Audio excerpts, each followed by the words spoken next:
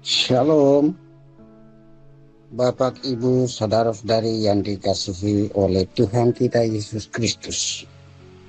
Adapun renungan malam ini terambil dari kitab Perjanjian Lama, Ulangan 28 ayat 2-3 yang berbunyi demikian.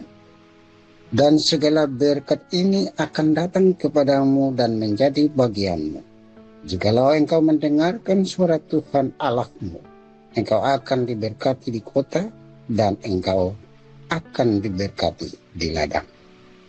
Adapun tema pada renungan malam hari ini, ketaatan mendatangkan berkat.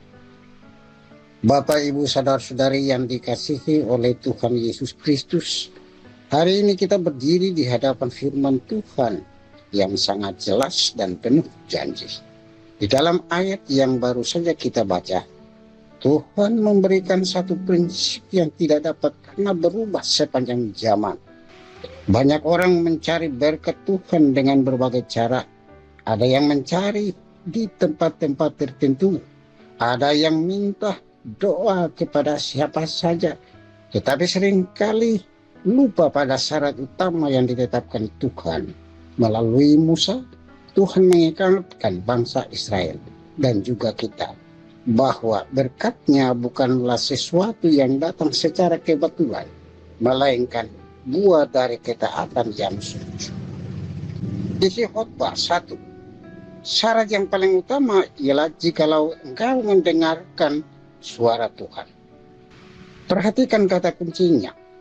Jikalau engkau mendengarkan, bukan sekedar mendengar dengan telinga, tetapi mendengarkan dan melakukannya.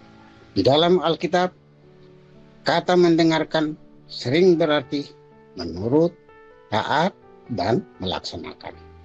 Bukan mendengar lalu melupakan, seperti orang yang mendengar firman tetapi tidak melakukannya. Bukan taat sebagian saja. Tuhan menuntut ketaatan yang utuh, bukan setengah-setengah. Bukan taat hanya saat nyaman. Ketaatan sejati tetap ada walau keadaan sulit. Tuhan tidak menahan berkat-Nya. Dia ingin memberkati kita, namun Ia menetapkan jalannya. Berkat datang melalui pintu ketaatan. Tanpa ketaatan, tidak dapat menerima janji berkat-Nya secara penuh. Tuhan berjanji, segala berkat ini akan datang kepadamu dan menjadi bagianmu. Perhatikanlah dua hal ini akan datang kepadamu. Berkat Tuhan itu yang didatangkan sendiri olehnya. Kita tidak perlu mengejarnya secara yang salah. Jika kita taat, berkat itu yang mendatangi kita. Menjadi bagianmu, ini bukan berarti pinjaman, bukan sementara saja, tetapi menjadi milik secara kekal.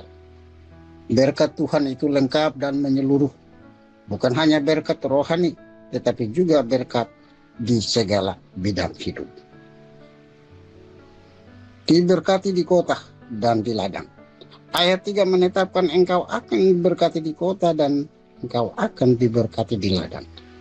Diberkati di kota, di tempat tinggal, di tengah keluarga, di lingkungan masyarakat, di tempat ibadah, di segala urusan dalam rumah dan kota.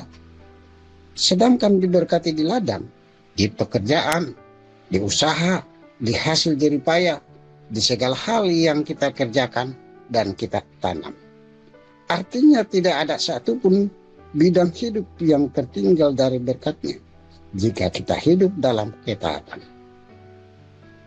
Baik di rumah maupun di luar rumah, saat beristirahat maupun saat bekerja, di hadapan orang maupun saat sendirian, Tuhan memberkati kita di mana-mana.